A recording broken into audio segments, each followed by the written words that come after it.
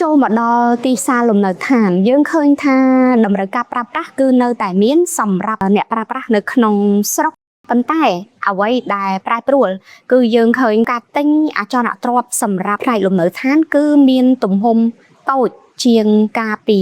ឆ្នាំមុនហើយតម្លៃក៏មានការធ្លាក់ចុះខ្លាំងផងដែរដោយសារអ្នកអភិវឌ្ឍគឺគាត់ចាប់ផ្ដើមផ្លាស់ប្ដូរ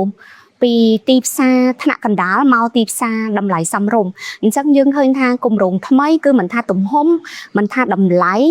គឺមានតម្លៃសមរម្យមួយដើម្បីឲ្យអ្នកប្រើប្រាស់គាត់អាចទិញយកទៅប្រើប្រាស់បានដោយឡែកយើងឃើញថាដូចជា condo ជាទូទៅដែលតម្លៃសមរម្យមានតម្លៃប្រមាណជា1300នៅក្នុង1ម៉ែត្រការ៉េនៅក្នុងឆ្នាំ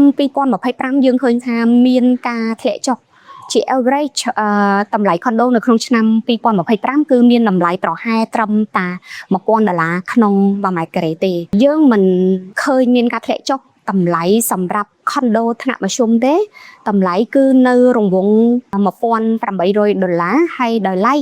ចំពោះ high end គឺនៅរក្សាតម្លៃប្រមាណជា$2800ក្នុង1ម៉ែត្រការ៉េដែរនៅក្នុងឆ្នាំ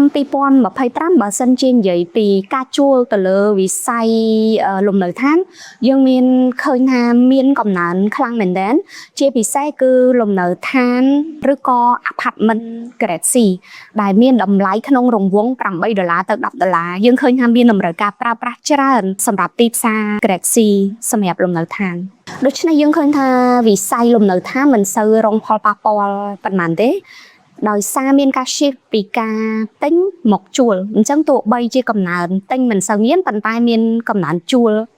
ជាច្រើនធ្វើឲ្យទីផ្សារជួលគឺកាន់តែមានការប្រកួតប្រជែងជាហេតុធ្វើឲ្យ